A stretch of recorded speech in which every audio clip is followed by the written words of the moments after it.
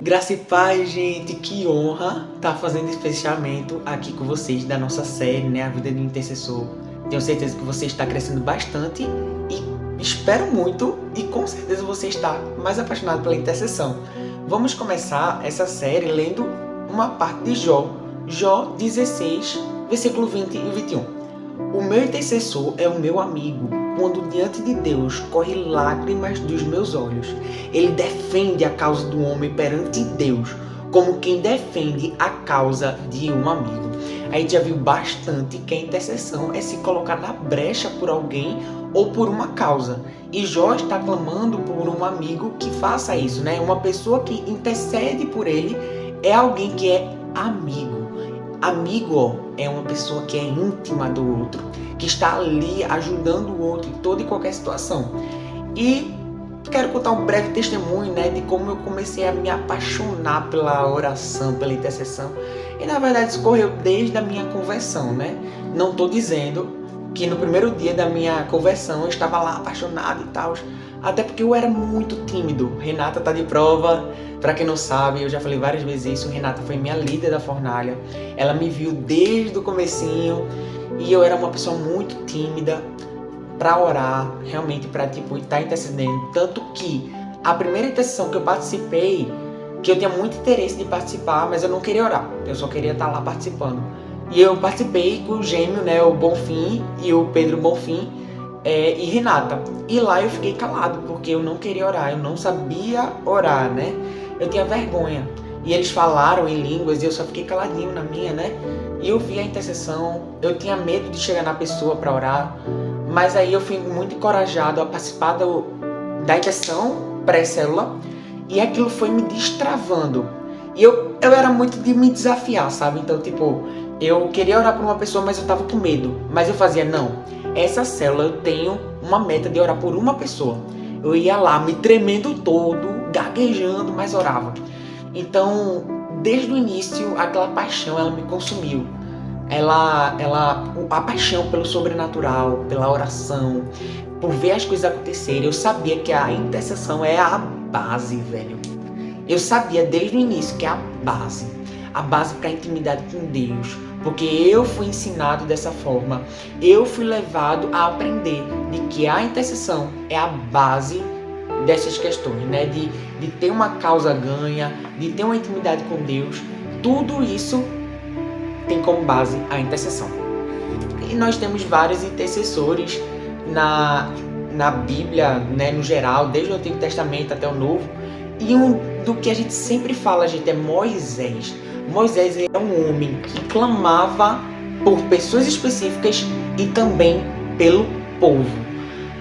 Por exemplo, Miriam teve uma parte lá que a irmã dele, Miriam, disse algo contra ele.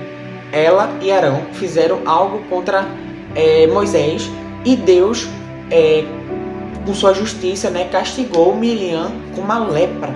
Mas Moisés, mesmo tendo sido criticado por ela, ele orou e pediu e clamou a Deus para que não deixasse ela ficar daquela forma. Então lá em Números 12, do 11 a 13, diz assim: e disse Moisés, por favor, meu Senhor, não nos castigue pelo pecado que tão totalmente cometemos. Olha, ele se colocando no lugar de um pecador. Não permita que ela fique como um feto abortado que sai do ventre de sua mãe, com a metade do corpo destruído. Então Moisés clamou ao Senhor: ó Deus, por misericórdia, concede-lhe a cura. E naquele momento Deus ele dá um comando para a cura de Miriam. Por quê? Porque Moisés clamou pela cura dela. Mas também ele clamou pelo povo, obviamente. E aí tem a parte que diz assim: então Moisés clamou ao Senhor: o que farei com este povo? Estão a ponto de me apedrejar. Vá à frente do povo e leve com você alguns líderes de Israel. Tenha na mão a vara que usou para golpear águas do rio Nilo. Eu estarei à sua espera. Isso daí já é Deus, obviamente, falando com ele. Eu estarei à sua espera sobre a rocha no Monte Horebe. Bata com a vara na rocha e dela sairá água. E o povo terá água para beber. Caramba! Este é o tipo de intimidade que eu quero ter com Deus. Clamar e ele responder. Caramba, realmente ele está nos ouvindo e Ele está concedendo a resposta, um sim, um não ou um talvez. E tem também quando Ele clamava pelo povo durante as batalhas, né? A gente já viu várias vezes Ele fazendo isso. E tem uma frase muito massa que diz assim: o intercessor se move em oração, investe até levar fisicamente esta pessoa a Deus. E eu tenho um testemunho tão bom sobre isso. Desde 2020 eu comecei a estagiar na área de design gráfico, que é o que eu sempre quis e o que eu faço atualmente, né? Eu sou design gráfico. E em 2020 eu comecei a estagiar, porque eu comecei orando a Deus para conseguir um trabalho, porque eu tinha quebrado meu celular e eu não queria deixar meus pais pagando tudo. E eu senti a necessidade, eu quero um trabalho, eu quero de alguma forma ter um dinheiro meu, sabe? Tipo, para não estar pedindo para os meus pais. E eu orando a Deus, sempre nessa área profissional ele tem me surpreendido muito, né? São coisas que eu sempre confiei a Deus. E nesta ocasião ele enviou uma pessoa para ir no meu antigo cursinho. E olha aí também a questão do bom testemunho. Foi no meu antigo cursinho, eu já tinha passado no vestibular, mas não tinha começado a faculdade. E essa pessoa estava procurando por alguém de design. E a dona, a esposa do dono, no caso a dona também, do cursinho, ela me recomendou. E ela, assim, me elogiou muito para essa pessoa. E essa pessoa veio atrás de mim, porém eu estava sem celular. Então ela começou a falar comigo pelo WhatsApp. E eu não respondia porque eu estava sem o WhatsApp. E eu recebi uma mensagem dela pelo Instagram. Ela fez questão de me procurar no Instagram. E aí eu consegui, enfim, um emprego. E toda vez eu sabia que a minha missão lá não era só trabalhar e ganhar meu dinheiro, mas também evangelizar aquelas pessoas. Então todos os dias eu orava nas cadeiras delas, quando elas saíam para o banheiro, quando elas iam almoçar ou coisa do tipo, elas não estavam na sala, eu declarava cadeira por cadeira.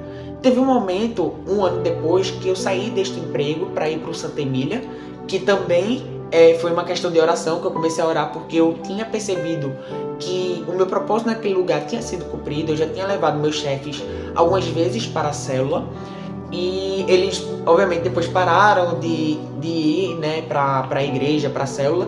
Então eu senti que aquilo já tinha sido cumprido, a semente tinha sido plantada. Gente, este ano eu convidei de novo esses meus antigos chefinhos, meus primeiros chefinhos, e eles foram para a célula. E durante a conversa da célula eles falaram que tinham se convertido na igreja Verbo da Vida. Caramba, eu fiquei tão feliz, tão feliz, tão feliz, porque eu não acreditei. Tipo, claro que eu acreditei, mas uma forma de falar, eu não acreditei que aquelas pessoas que eu tinha orado em 2020, elas se converteram em 2024, 4 anos depois. 4 anos depois. Mas elas se converteram. E aquela oração que eu fiz 4 anos atrás, teve uma semente que brotou e deu fruto. E aí fica uma reflexão, né? Quero deixar aqui para vocês. Olinda precisa de intercessores. E Deus procura intercessores para clamar por Olinda. Será que nós, me coloco também nesta reflexão, será que nós temos clamado por ela? Será que temos nos colocado à brecha por nossa cidade? E tem outra pessoa também muito importante, né, na história bíblica como intercessor, que foi Daniel. Ele orava por uma causa também. Ele orava 3 vezes ao dia. E veio outra reflexão. 3 vezes, orar 3 vezes ao dia é muito para você? É sacrificioso para você? Se for, Deus ele quer que você se estique nisso. E se não for, vá muito mais além, que ele também quer que você se estique cada vez mais. E aí ele clamava pelo povo, ele se posicionava, ele se apresentava diante de Deus como alguém que também estava em pecado. Ele pedia desculpa pelo povo. E vamos ler aqui uma oração, né, para vocês terem uma noçãozinha. Eu sei que você já tem, né, mas bora compartilhar desse momento também. Em Daniel 9, 5 ao 6, 18 e 19. Nós temos pecado e somos culpados. Isso já é Daniel falando. Temos sido ímpios, olha ele se colocando como pecador. E rebeldes, nos afastamos dos teus mandamentos e das tuas leis. Não demos ouvidos aos teus servos, os profetas, que falaram em teu nome aos nossos reis e aos nossos líderes e aos nossos antepassados e a todo o povo desta terra. Vamos ler outro. Capítulo 9, 5, 6. Inclina os teus ouvidos, ó Deus, e ouve. Abre os teus olhos e vê a desolação da cidade que leva o teu nome.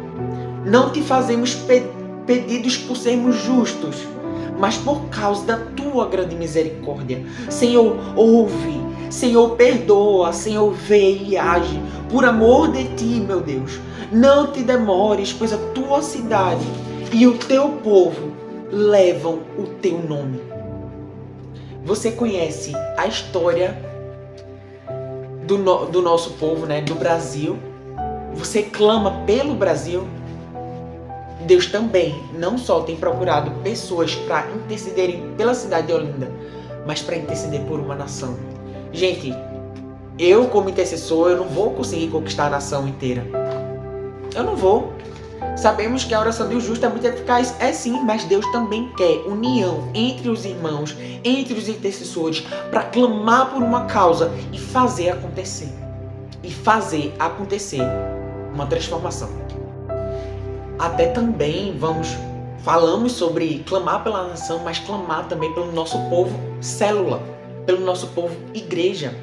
Eu tenho no meu quarto, e eu vou deixar mostrando aí para vocês, eu tenho um quadro onde eu deixo de segunda a domingo, né, de domingo a domingo, escalado pessoas para orar, causas para eu estar orando também, pessoas específicas em dias específicos. E aquilo me ajuda a ter um guia de, às vezes, quando eu não sei o que orar, óbvio que eu não só oro aquilo que está no quadro, mas às vezes está numa segunda-feira e eu lembro que eu vejo ali o quadro e eu lembro que tem pessoas específicas que eu posso orar naquela segunda-feira, na terça, na quarta. Na quarta eu já deixo para orar pelas minhas coberturas espirituais no geral, né? Os pastores, a família pastoral, minha supervisora e o marido dela, né? Já vem um combo aí. E também por Duda, minha coordenadora. Já boto isso na quarta-feira para orar. Enfim, são coisas que me ajudam a interceder de maneira mais intencional, de maneira mais específica, a ser mais constante em oração. E também eu quero comentar sobre um cara que é muito importante também, né? É o terceiro e última pessoa que eu vou apresentar aqui para vocês, que é Neemias. Ele foi um intercessor de uma causa, de uma construção de uma cidade inteira. E, gente, eu não sei se vocês recordam, mas no início do livro dele, quando chegam para ele, falam da situação da cidade que estava destruída, acontece o seguinte: quando eu vi estas coisas, isso já é Neemias falando, tá? Quando eu vi essas coisas, sentei-me e chorei. Passei dias lamentando, jejuando e orando ao Deus dos céus. Antes de começar tudo, ele lamentou. Ele teve o seu momento de lamento. Ele teve o seu momento de jejum, de oração, para ouvir a voz de Deus e saber o comando. Porque ele lamentou. E é normal o período de luto, o período de dor. Mas não é normal você continuar no luto o tempo inteiro, continuar na dor o tempo inteiro. E ele fez o quê? Ele teve o seu momento, mas depois ele ergueu.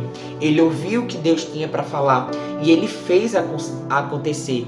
Eu não sei se vocês também recordam, mas o nome dele significa consolado, aquele que Deus consola, ou consolado por Deus. Ele foi um homem super ocupado, mas Deus ele não chama os desocupados, não é mesmo? Porém, temos visto muitas pessoas na igreja, qualquer igreja, tá? Que recebe um trabalho e acaba trocando o trabalho. Acaba trocando Deus pelo trabalho.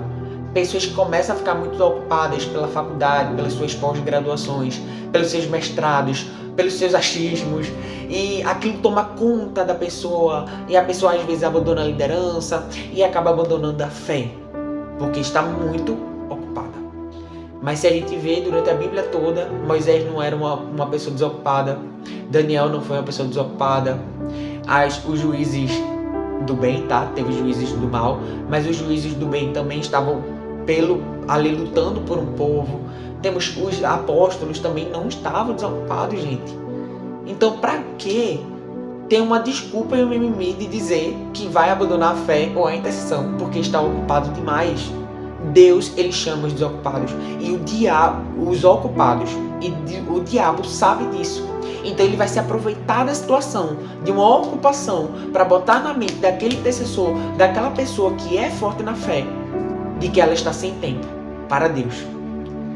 E esquecem que Deus teve todo o tempo do mundo para planejar com que seu filho fosse doado naquela cruz, morresse, sofresse e ressuscitasse por essa pessoa. E olha que frase massa. Quando o sim de Deus é liberado nos céus, precisamos declarar o amém aqui na terra. E as coisas acontecem. Gente, o intercessor é alguém que sente. É alguém que tem a empatia e sente a dor do outro. Eu, por exemplo, muitos sabem, eu creio que realmente muitas pessoas já sabem que eu sofri muito no meu emocional. Eu fui uma pessoa que sofreu muito nessa área emocional. Mas eu fui curado, para a glória de Deus. E hoje eu sou muito usado para ajudar pessoas que passam por esse problema. Então, quando eu vou orar por alguém que sofreu uma solidão, por alguém que sofre com uma insegurança, por alguém que sofre com uma doença psicossomática, eu sinto aquela dor. E Deus, Ele com certeza ouve aquele clamor que eu faço. Ele ouve porque Ele sabe que eu estou clamando por algo que eu senti um dia. Eu senti um dia aquela solidão. Então, quando eu clamo, Deus vê o meu coração disposto a ser usado para curar alguém. E quantas pessoas já foram curadas, já foram impulsionadas, porque eu me tornei disposto. Isso daqui eu estou falando para me engrandecer? Não, de jeito nenhum. Você também que tem o seu testemunho, você que também já sofreu por uma área, ou que lutou bastante, sei lá, pela sua família, você pode edificar pessoas nesta área e ser usado por Deus para fazer, manifestar o poder sobrenatural, a graça sobrenatural de Deus sobre todas as pessoas que passaram por aquilo. Óbvio que não vamos orar só nestas questões. Eu oro por várias situações. Eu oro por dores que eu nunca senti. Eu oro por situações que eu também nunca passei. Mas quando eu oro por algo que eu passei, por algo que eu sinto a dor, e às vezes você pode não ter passado por aquela dor, mas Deus lhe impulsionar a sentir a mesma coisa, caramba, é diferente. O poder de Deus é manifestado, sabe, sobre estas coisas. Então sabemos que a oração do intercessor, ela tem muito efeito. A oração do justo tem muito efeito.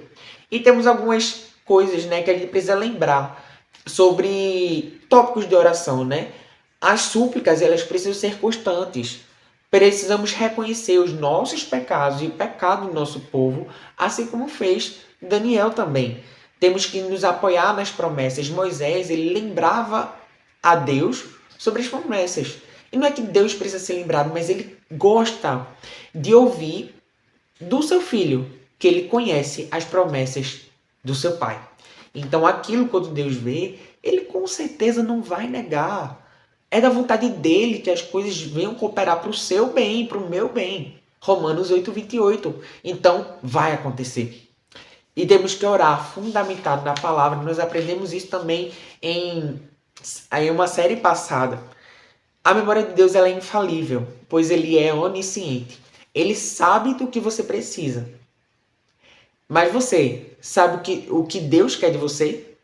Ele sabe do que você precisa. Mas você sabe o que Deus precisa de você? Fica essa reflexão. Eu espero que você tenha gostado muito dessa série. E seja o intercessor que Deus quer que você seja. Seja essa pessoa que se coloca na brecha. Exousia é o poder manifestado de Deus. E eu tenho certeza que esse poder do céu, ele vem sobre sua vida em nome de Jesus. Se você se acha incapaz, eu declaro em nome de Jesus, com a autoridade que Ele me deu, no nome dEle, para que você se sinta capacitado. Porque é Ele que te capacita. Não é sobre capacitação humana, mas é sobre a capacitação do céu. Em nome de Jesus. Um beijo. Fique na paz.